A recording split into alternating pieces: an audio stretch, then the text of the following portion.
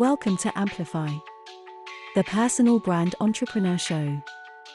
Today on the show, Bob is speaking with Mike Vardy.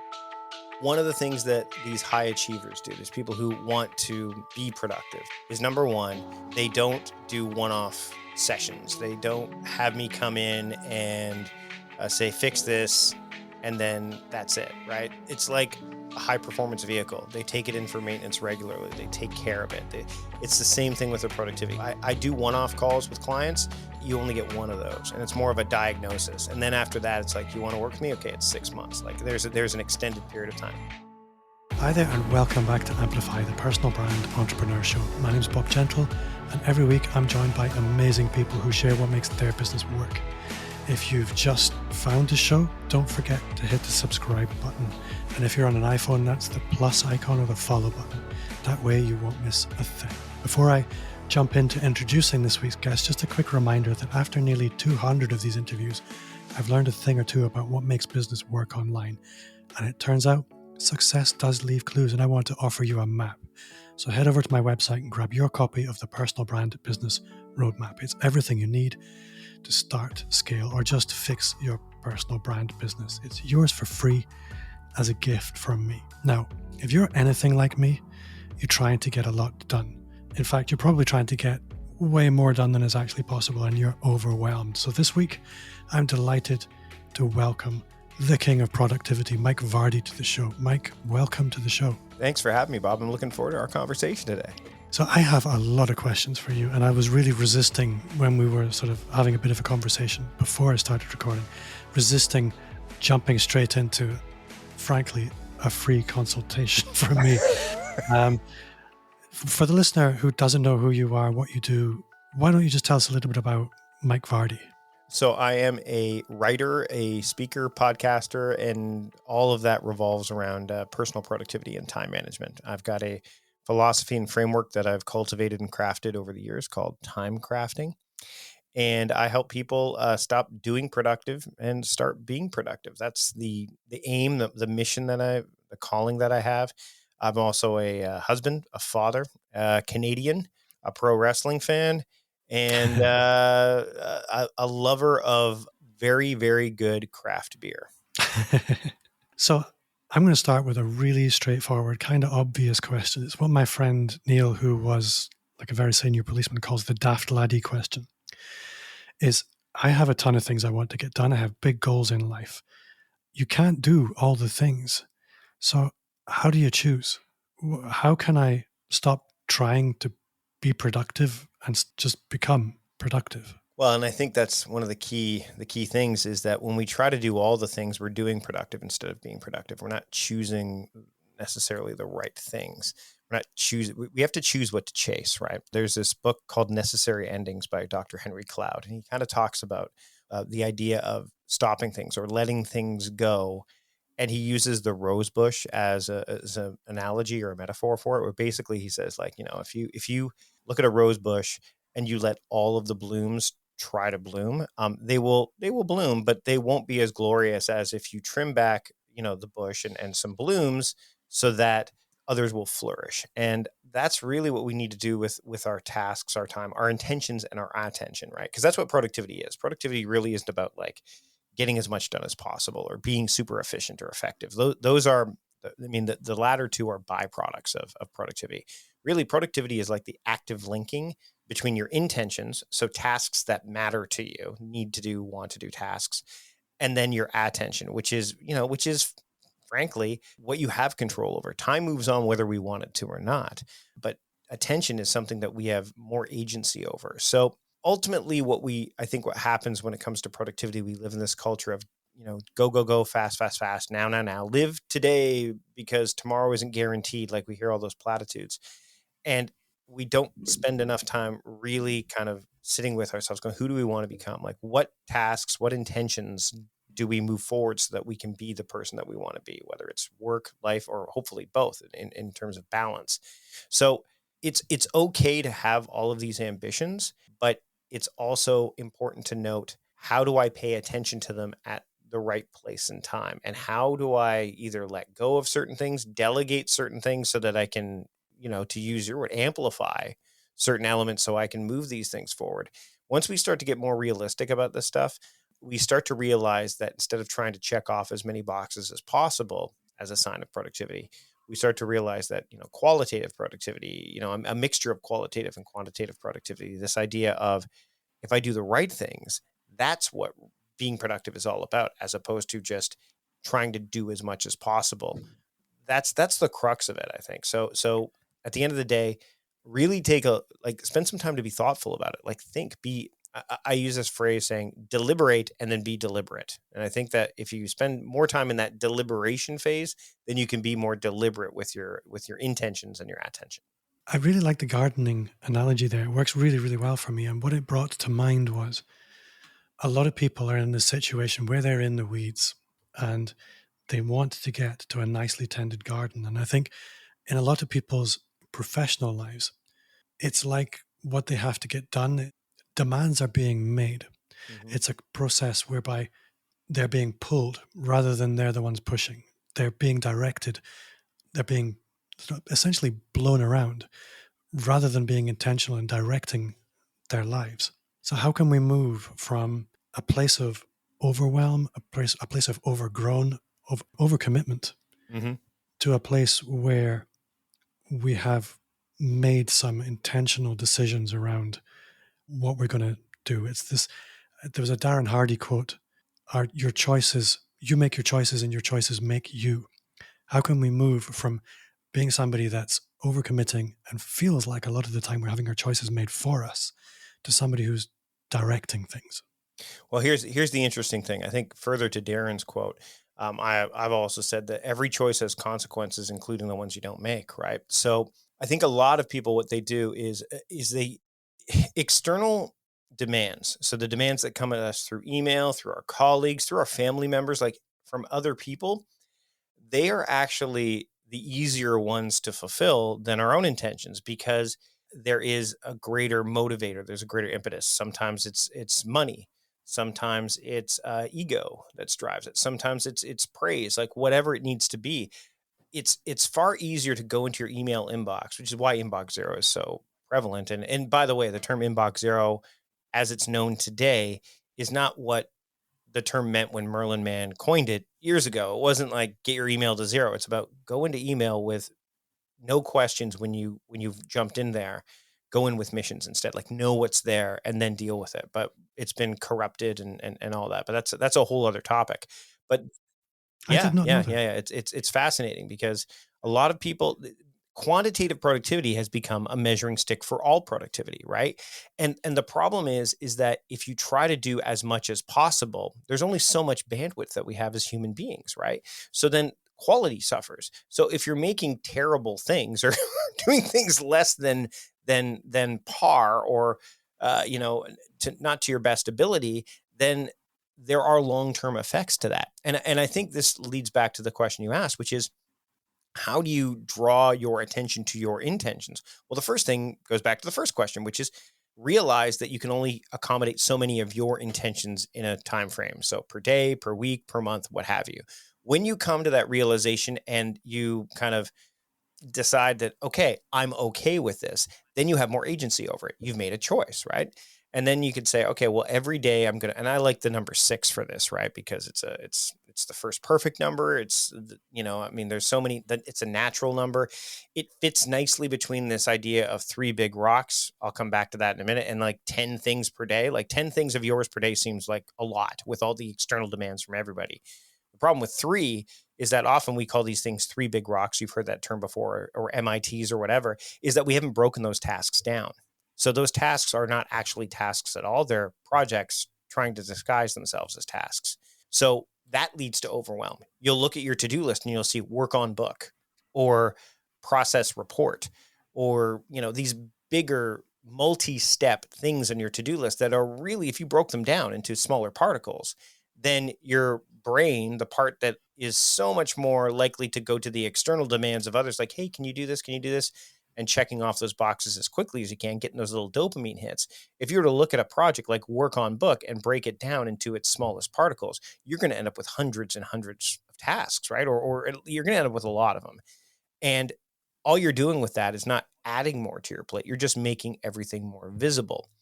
Once you realize that, that actually will clear out some of this idea of overwhelm, over choice, over commitment, all the things, the idea of overload, all these things that are ingredients of overwhelm, right? The overload, overcommitment, and over choice. So when you're able to look at your to-do list and go, what are my 6 things? What are the 6 things I want to move forward today? Oh, I want to send this email. Okay, that's 1. Oh, I want to write 500 words for this report. Okay, that's 2. And then you've got all these external demands coming in. You're not going to forsake those, but you're going to not forsake your own intentions on a daily, weekly basis. So it's about just getting clear, having awareness, and then giving focused attention or concentration on the things that you feel you need to do, and you need to do, your intentions, and the things that you want to do. Because the reason they're your intentions in the first place are because you've made choices around them. So if you don't give them the attention they deserve, then your day becomes directionless, your week becomes directionless. And that's, I mean, I've said this before, intention without attention is powerless, and attention without intention is aimless, right? So you have to partner those two things up. And if you're trying to have, if you have too many of your intentions per day, you're not going to be able to pay attention to them. And if you give your attention to too many things that aren't your intentions, you're going to look at the end of the day and go, what happened? Where am I? I didn't feel productive today. And it's not because you didn't get things done. It's you didn't get the right things done. You didn't get your things done. So something that, again, cropped up as you were speaking is I'm somebody who thinks of himself as reasonably productive compared to what I would call the average person. I'm probably slightly above average in terms of my productivity and discipline. I'm not super crazy disciplined. And I think a lot of people will relate to this. I'll have 1 week where I'm working a to-do list, and the next week I'll be very schedule orientated. And then I will work an online system for a little bit. And I kind of flit from system to system because I get bored with the system. There's a systems component to productivity. However, there's also almost like a philosophy component to productivity. And I'd be curious on your perspective of the productivity systems versus the productivity philosophy conversation. Does Yeah, that make sense? that's a really great question, because I think they do go hand in hand. But the thing we often put the frameworks before the philosophy, or we Yeah. put the tools before the tactics, right? So people will download like Asana or ClickUp or Todoist or whatever. Go, oh look, I have this fancy to-do list, or they'll get the bullet journal, or they'll do something like they'll get a fancy planner. But the old adage of garbage in, garbage out, right? If you don't have a framework or a process to put in there, then you're going to wonder, well, how come I'm not getting things done? See, it's the planner or it's the tool. It's their fault, right? Not yours, right? So you need to not only have a framework, and I prefer to use the term framework as opposed to system, because frameworks to me have flexibility built into them, or approach, or whatever you want to call it. And I think frameworks foster freedom. If it's a system, they tend to be, or a method, that word associates itself with proven, steadfast. Like there's not a lot of wiggle room. Again, this is just semantics of how powerful words can be. But if you go in with this idea of, I want to make sure that I give my intentions the attention they deserve. So that's really what it is. I intend to do this. How am I going to pay attention to that? That in and of itself is the philosophy. Then it's like, okay, well, I need a system that's going to allow me to pay attention to those intentions. Then you can choose whatever tool you want. So even if you're bored, right, with a tool, and we see this happen all the time. That's why productivity apps are a dime a dozen and people move from app to app to app. But the thing is that if you have a framework that transfers, it not only helps you if you have to, let's say, use one for home and one for another job, or you get hired by another firm and they use something completely different, you can take your framework, your process with you.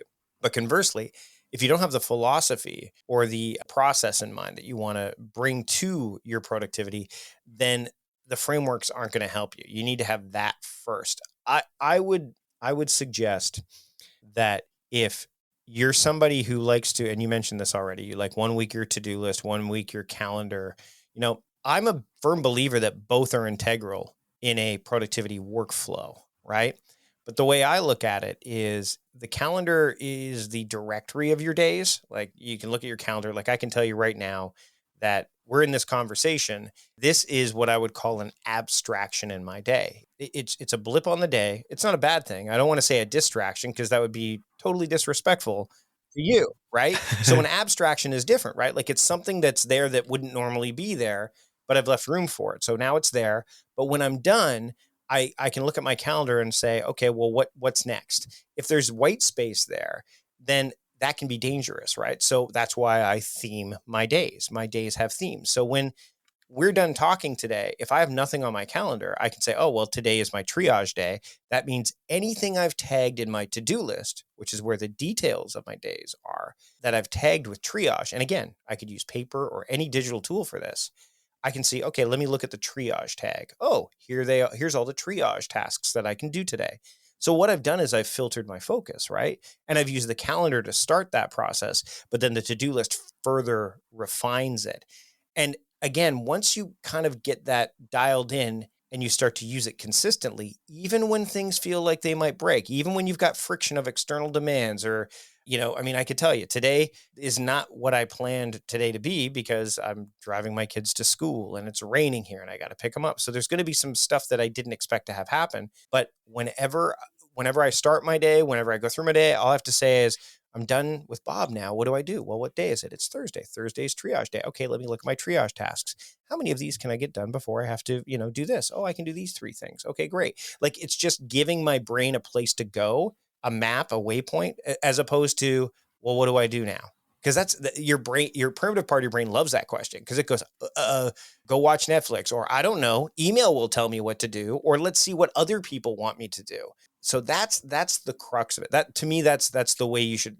That's why time crafting works so well, because it's flexible, it's durable, it's sustainable, and once you've used it often enough and you've gotten into this pattern, there's a simplicity to it that means that you could use it with whichever tool you like. And if you're a calendar person, you can drive your days through theming. If you're a to-do list person, you can start to use modes as a driver. Like what mode am I in? Oh, how many 5-minute tasks do I have? For me as a night owl, okay, where are my low energy tasks? Because it's 9 a.m. Let me look at all of those. I don't care what day it is. I'm tired. Let me see all my low energy tasks. So you just need to give that prefrontal cortex, the higher reasoning part of your brain, the ammunition it needs to go into battle with the primitive part of your brain that just really wants to survive and get by. Yeah. And I think the reason I like a system or a philosophy is really kind of edging on the border between the two, is it removes the requirement for you to make decisions. Decisions are what make us tired, decision fatigue. And I think that's really what we're talking about there. Now, I have another question, and it's something that I see all the time, and you must see this all the time as well, that people have big dreams, they have big ambitions, but they spend all their time doing the things that other people want them to do, and they never make any time for the things that are going to move the needle forward. And for me, this is a huge frustration that I see in other people, that they know what they should be doing, but for some reason, they always get dragged back into the weeds. What can people do to sort of throw us a pickaxe in the ground, hang on to that, and start moving out of the weeds towards some time for the things that will actually move them forwards, rather than those things that just keep them on the hamster wheel? Well, let's be honest, it probably happens to us too. Even with our philosophies and frameworks and stuff like that. But I will say that it harkens back to some of the stuff I talked about earlier. So we hear the word big dreams, right? Well, big dreams are often made up of smaller steps, right? So I think what people do is they don't break those things down, and like, what actions can I take every day, every week, whatever it needs to be. So that way I'm making measured, even marginal gains on these bigger ambitions and these goals, these intentions, because that's really what they are. So that I can ultimately, go from doing these things to getting to the level where I'm, I get to be where I want to be, and I get to be who I want to be. Interestingly, alongside that, this goes hand in hand with theming your time, as well as this idea of New Year's resolutions, which I do not like. I do not like New Year's resolutions because there's a lot of pressure around them, external pressure, no less. But also the time of year is not great for most people to make these because, and especially if you're in North America, especially if you're in America, I mean, in Canada, we get Thanksgiving way early. So we've got October covered, but in the United States, basically from the 3rd week of November until the end of the calendar year, you're in full on, let's get ready for Thanksgiving. Oh, it's holidays. Oh, it's shopping season. Oh, we got to finish the year strong. Da, da, da, da, da. And then you get to like December 31st, you've got a moment to breathe. And it's like, okay, what big thing are you going to do next year? Hurry up, make a decision. And it's like, and then of course, one of those things is I'm going to go to the gym. I'm going to get in shape. Well, everybody's doing that. So now all of a sudden you've got a bunch of people in the gym. You can't get on equipment, or, during a pandemic, the gyms are closed. So now what do you do? So to me, New Year's resolutions, number one, the time of year is bad. Number two, they are often not, again, broken down into smaller components, even into the smaller components of what if you made a monthly resolution? That's why I have monthly themes. So for example, we're recording this in February. My monthly theme for February, both personally and professionally, is future proofing. So I have a tag in my to-do list that's called future proof. And I can look so today is Thursday. It's my triage day. I have a choice. What triage tasks do I want to do? I could do that. Or I could say, okay, well, what month is it? Oh, it's February. What future proofing tasks can I do? And by the way, that covers multiple projects, right?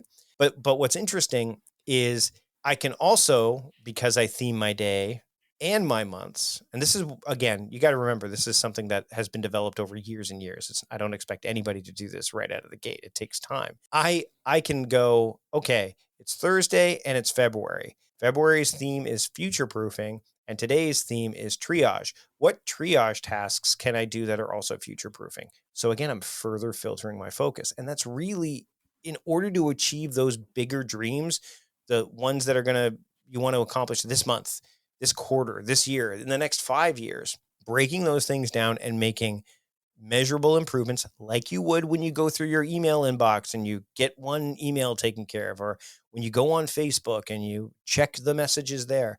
Those little dopamine hits, they disappear really quickly. But if you're making marginal gains on these goals through breaking things down, giving yourself some waypoints, such as through monthly theming, that kind of thing, instead of resolutions, you're going to see those grow. Your garden's going to grow.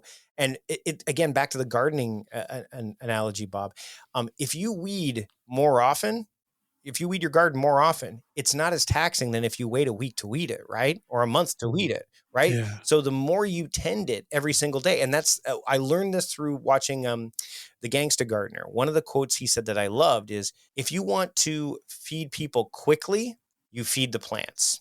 But if you want to feed people sustainably, you feed the soil, and you take care of the soil and let the soil feed the plants.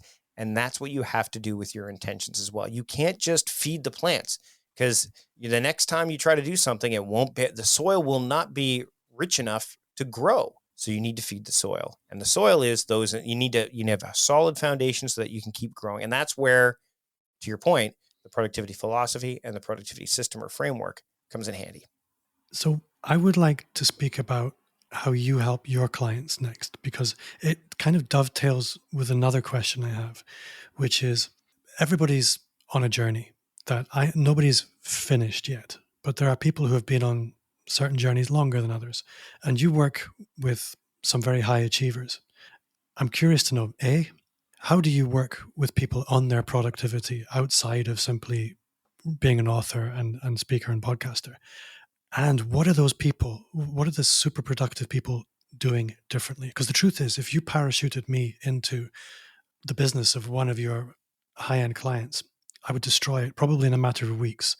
So I'm curious to know, what do high achievers do differently from a productivity perspective over what you might call a muggle, to use a Harry Potter phrase?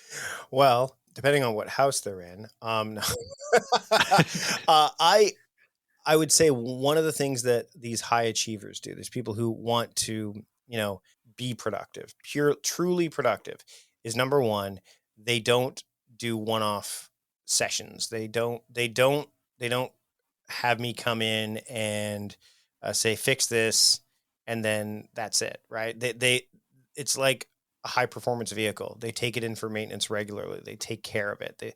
It's the same thing with their productivity. So that's one of the reasons why I do one-off calls with clients, but you only get one of those, and it's more of a diagnosis. And then after that, it's like, you want to work with me? Okay, it's 6 months. Like there's an extended period of time, because these things take time to take hold, number one. And number two, there will be biases that show up along the way. I can tell you a real quick example is when I told somebody that they needed to change, and this is somebody who really wanted to get a lot of things done. They had high ambitions, and they said, I'm spending too much time, as David Allen would say, polishing the runway, right? Like David Allen is the the father of getting things done, GTD.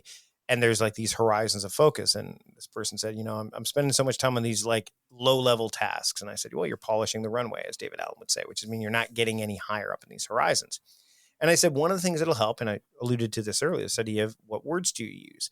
If you're calling things in your to-do list just to-dos or tasks or stuff, it's kind of, there's not a lot of power behind that. Again, I mean, the idea of creating a more powerful and compelling reason to work on things is important. Some people like the idea of having a scoring system. So that's when I work with people, I talk about the productivity ROI, the realized objective index that I came up with, which is, is this a need to do, an ought to do, or a want to do? And they score it that way. But with this person, I also said, you need to not call these tasks. You need to call these intentions or actions at the very least, because an action incites action. So they'll put verbs in front of things so they can start to create patterns around the verbs that they're continuously seeing. And that's what they wanted to do. And they pushed back initially because they said, well, intentions to me are bigger things. And I said, well, aren't these things big things to you? I said, try it. Just try it. Try calling these your intentions. Call this your AM list instead of your to-do list, like an action and mode list, or call it whatever. And they did. And as silly as it sounds, just like it's when people are blown away when I said one of the biggest things you can do for your to-do list is just make sure every one of those tasks starts with a verb, everything on it. They're like, oh my God, that's amazing. And some people are like, well, I always do that. I don't understand why that's such a revelation. I said, because people are busy. People don't think about that. They just want to get things out of their head. And sometimes that step gets missed until you build it in. But this person started calling it their intentions. And because productivity is about putting attention towards your intentions and linking them, they started to really get things done. So it was the key to high achievers is they are weeding the garden constantly. They are a gardener. They are not somebody that just goes out and checks and sees if there's anything growing and goes back inside. They're weeding, they're tending it. And when I work with them, they push back, but I mean, I do have the nice thing is I also have a background as a stand-up comedian and performance artist. So when I get, it's akin to heckling sometimes. So I'm able to handle it okay. But I mean, at the end of the day, when they're thinking about high achieving, they're not thinking like, I want to be super productive. At the end of the day, it's like, I want to be more intentional, more balanced, and I want my attention to go where I need it to go, because where your energy flows, your attention goes, and where your attention goes, energy flows, right? That's, I think that's a quote from the Celestine Prophecy, but that's the idea. And also the other thing is they realize, I'll throw another quote in here. There's this John Steinbeck quote, and now that you don't have to be perfect, you can be good. It's from his book, East of Eden. They don't try to be perfect. They may have tried initially, but there's no perfect system and things will fall down. You will have things fall through the cracks. But once they get past this idea of perfection, then they can start to really move things forward in the direction that they want them to go in. Something I would like to ask you about, this is probably the last area we're going to play in. Obviously, you are the productivity guy, and we've spoken a lot about productivity, but I'm curious to know, obviously you've built a business around this. You are a personal brand entrepreneur. You're fairly successful. What has that journey been like for you? And how do you maintain your own personal visibility? And what productivity challenges do you experience around that? And I guess the main question for me is, okay, you're super productive, but what do you actually find hard? What do you struggle with? Oh, that's a great question. They say we teach what we need to learn the most, right? So that's probably why I fell into this, because this was not I mean, my origin story has been told on several other podcasts and through my work and stuff like that. I'm not going to get into that. But what I will say is I'll tell you that for a while, I actually resisted the idea of being a personal brand.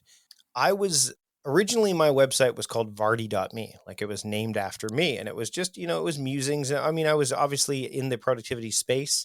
So we're talking like this would have been like 12, 13 years ago. So after I finished writing for some of the other sites and really started to forge out on my own. And then one day I said, you know what, we need to be bigger. We need to there needs to be a veneer here. I don't know why I thought that. Maybe it was this idea that if I show that this is a bigger company, it's going to generate more revenue. I can't even remember why I made this choice, but we went from like Mike Vardy to Productivityist. Now, what's interesting is that people have always called me the Productivityist, but I pushed back on that. I'm like, no, anybody can be a Productivityist. And I still truly believe that, because a Productivityist is anybody who's an enthusiast or around productivity. They want to be more productive. They are a Productivityist. It's just, are they an enthusiast? Are they a specialist? Are they a strategist? Where are they at? But everyone, including the guy who produced my podcast, kept calling me the Productivityist. But I still kept calling the company Productivityist. And all of a sudden the posts and the approach went from like this earnest, almost kind of community oriented or Mike is within reach kind of interactions I was having with people. It felt colder. It felt impersonal. And I noticed it. I didn't just notice it from people saying it. I noticed it in the bottom line. And it took me the awareness. I guess I think I was on a personal retreat.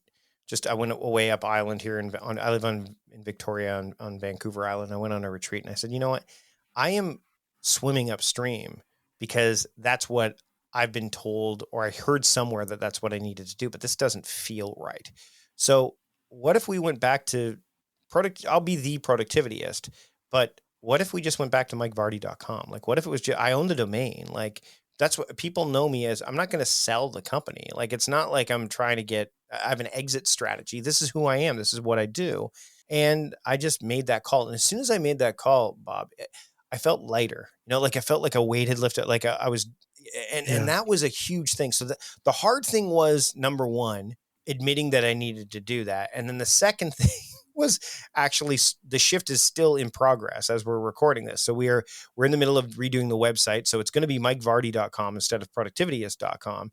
The process of shifting back has been hard, but not like resistance hard. Just, I want to do it right. Like, not perfect, but I want to make sure that it's done in a way that I would feel proud, that I would be like, this is the way I would do it.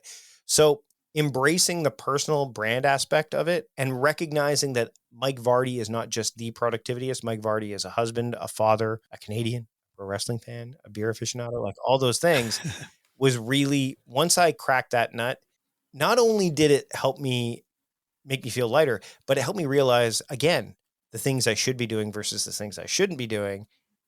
I cut a bunch of things out. And as a result, I was more productive. I think one of the things a lot of people struggle with personal brands is actually making them all about them. I know you have a background in a bit of acting and things like that, so you're probably more naturally outgoing. I wonder if imposter syndrome has ever come knocking on the door with you. Always.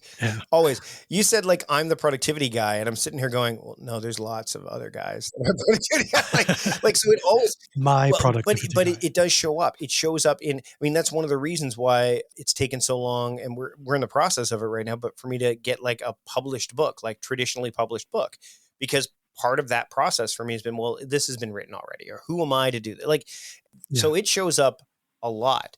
And the reason I'm fascinated by biases is because they affect everyone, every human. It's one of the things that humans are unique to. We have biases, but what we can do, as opposed to, like, say, other mammals, is we can break them. We have the ability to break them if we choose to. But we live in a world that is constantly spinning, pushing things in our direction, which unfortunately distracts us from being able to do that. Okay, give me a second. Like the time and space that we need to break things like imposter syndrome, confirmation bias, recency bias, all these things that kind of keep us from getting to where we want to go and being who we want to be. Mike, I think that's probably a brilliant place to just bring things to a close.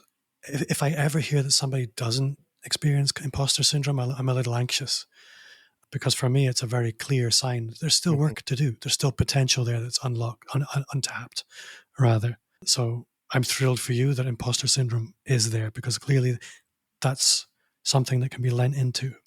For the listener who maybe wants to take things further with you, wants to find out more about you, how can they do that? Well, I've got a worksheet that you can get for free on my website. I think it's a good place to start. Plus, when you get the worksheet, you actually sign up for my email newsletter that I send out once a week. I also will send occasional emails outside of that. My attention newsletter is the main one. But if you go to productivityist.com/do,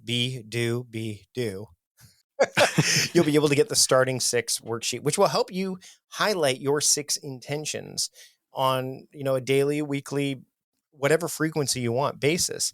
So if you head again to productivityist.com/do, you'll be able to get access to my email list, and I'm on social at Mike Vardy on Twitter and all that stuff too. So, but I'd encourage you to start at that URL, and that way you can start to, again, link your intention and attention and be truly productive.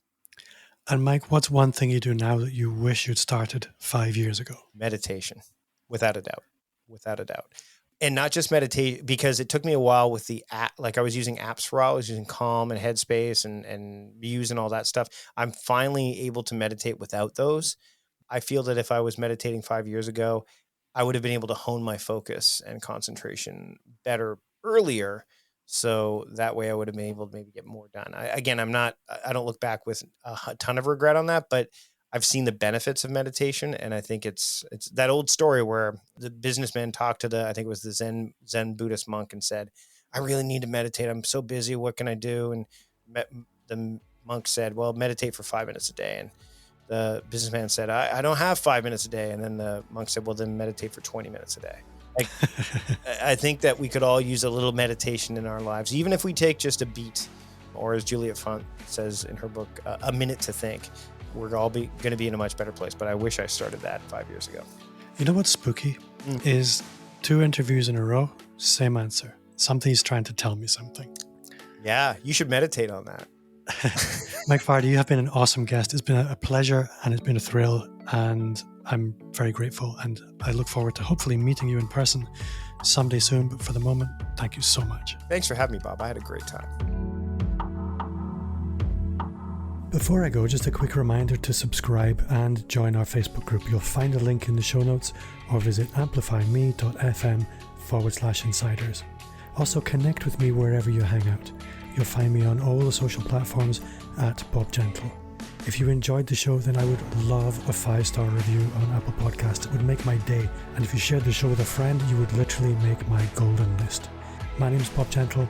Thanks to you for listening, and I'll see you next week.